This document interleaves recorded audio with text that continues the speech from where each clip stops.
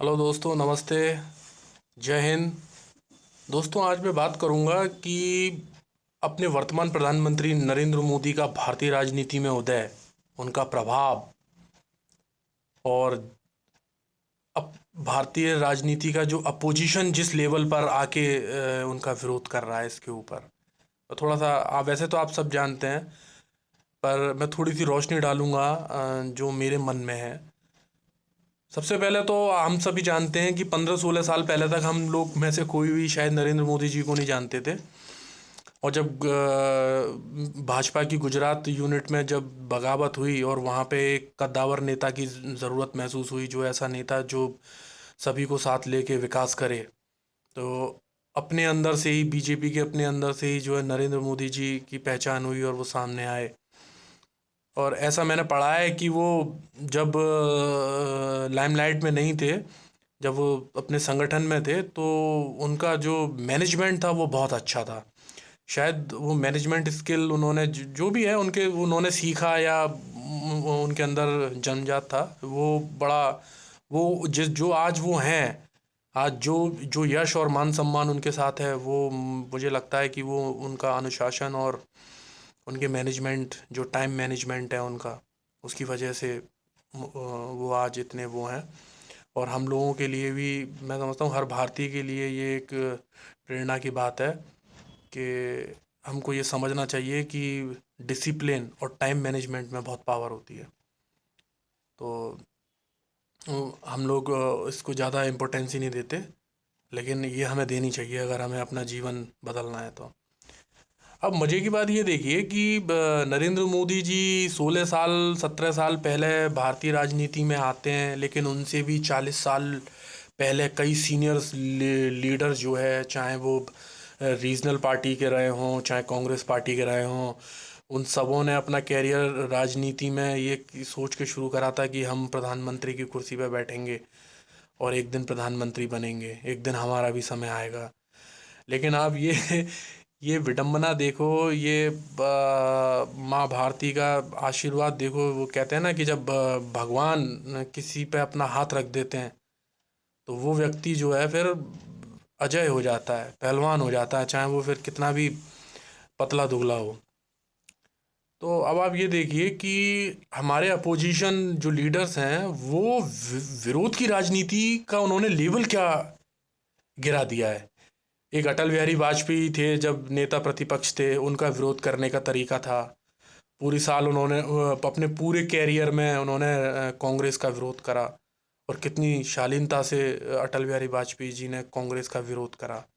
मैं समझता हूँ आप सब जानते होंगे उनके वीडियो, कई दुर्लभ जो है वीडियो हैं उनके जो यूट्यूब पर हैं, और कई प्रेरणादायक वीडियो हैं, कई सीख लेने वाले वीडियो हैं उनके। आप उनको देखिए, आपको लगेगा कि यार ये कितना अच्छा स्तर है लोकतंत्र का, ये कितना अच्छा बहस का स्तर है, विरोध करने का कितना अच्छा इनका तरीका है। और एक आज के ये देखिए आप कि कांग्रेस पार्टी जो है, राहुल गांधी चारों तरफ नरेंद्र मोदी जी का विरोध विरोध कीजिए। विरोध, लोकतंत्र में विरोध बहुत ज़रूरी है, वरना सरकार जो है वो बेलगाम हो जाएगी और वो भी डिक्टेटर हो जाएगी, तानाशाह की तरह रूल करेगी। इसलिए विरोध और दबाव बहुत ज़रूरी है।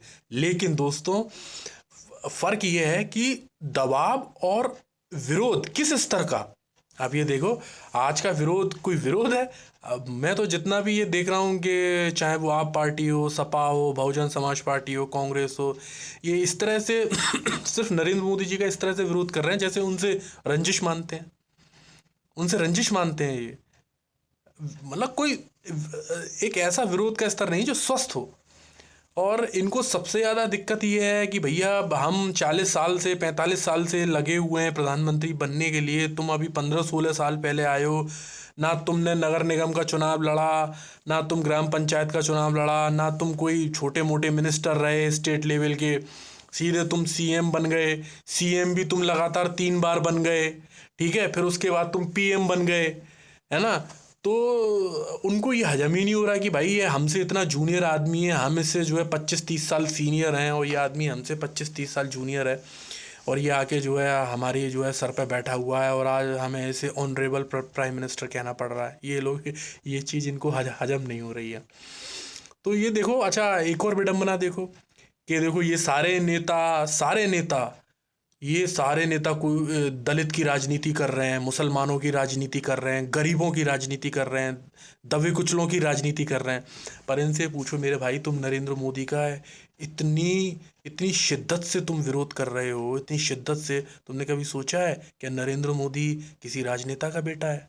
नरेंद्र मोदी किसी ब्यूरोक्रेट का बेटा है? नरेंद्र मोदी किसी कॉरपोरेट घराने में पैदा हुआ है? क्या है नरेंद्र मोदी? जज का बेटा है? हैं?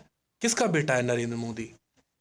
मतलब ये एक इतना अच्छा उदाहरण है। और दुनिया के कई देश, इवन हमारा जो पड़ोसी देश जो आए दिन हमारे खिलाफ षड्यंत्र रचता है, हमें कोसता है, गालियां देता है, लेकिन उसे रिफॉर्म हमारी पसंद है, उस देश को भी।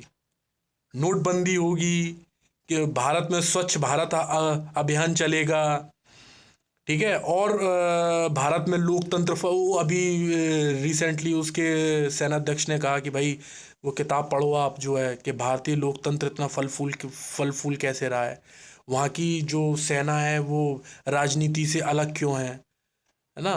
तो आप ये देखिए, दुनिया मतलब दुनिया यहाँ की चीज़ों को किस और तरीके से लेती है, कितना पॉजिटिव ले रही है। और ये हमारे जो अपोजिशन के लीडर हैं, आप विरोध कीजिए, लेकिन विरोध करने वाली बात पे विरोध कीजिए।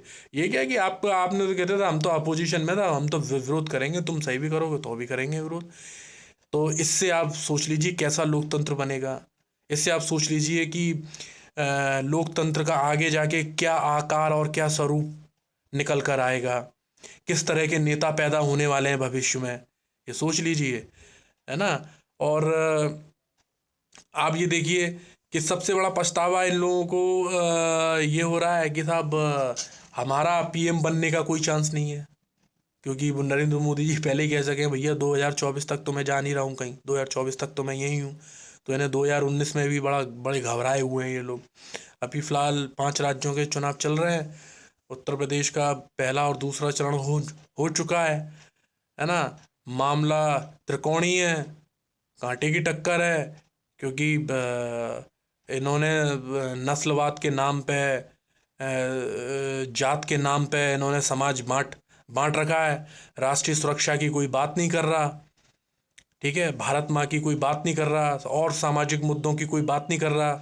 सरकार कुछ लाती भी है तो उसका ये लोग विरोध करते हैं।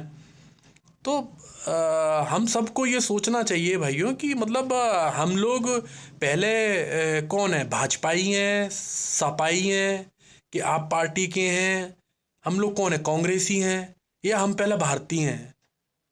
ये सोचिए।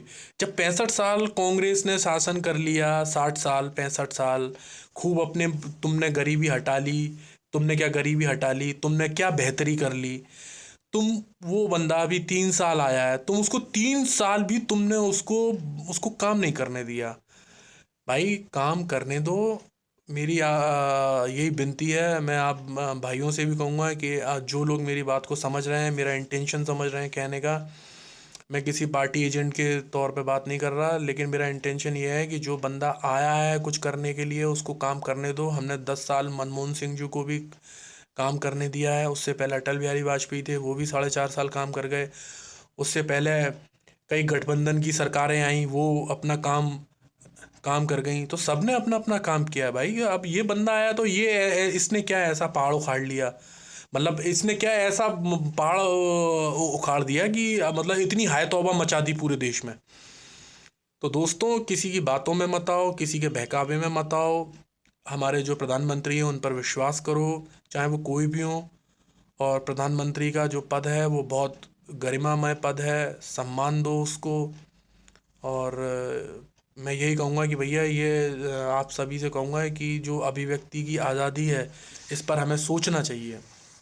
अभिव्यक्ति की आज़ादी पर, ये कैसी आज़ादी है कि हम कुछ भी बोल देते हैं, हम कुछ भी सोच लेते हैं, और फिर उसको हम जो है आकार दे देते हैं। ये कैसी आज़ादी है?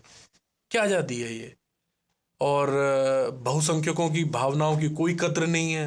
अल्पसंख्यकों की छींक भी आ जाए तो भाई साहब बहुत बड़ी बात हो गई है।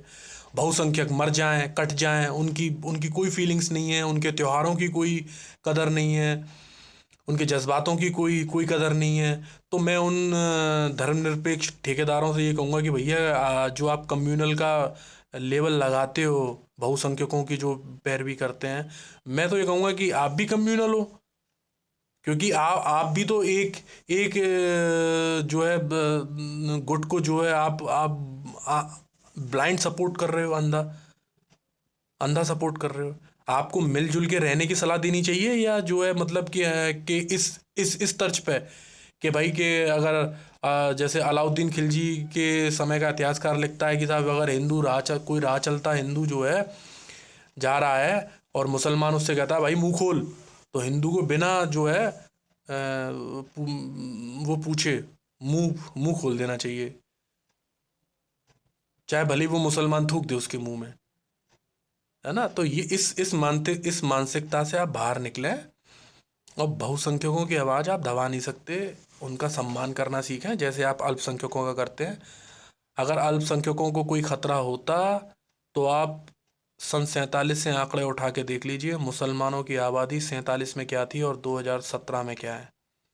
और पाकिस्तान में देख लीजिए, 1947 में हिंदुओं की आबादी 15% थी और आज घट के 2 से 1.5% रह गई है। ये अंतर होता है ब्रॉड माइंडेड और नैरो माइंडेड में। इसलिए मुसलमानों को भी ये चीज़ सोचनी चाहिए।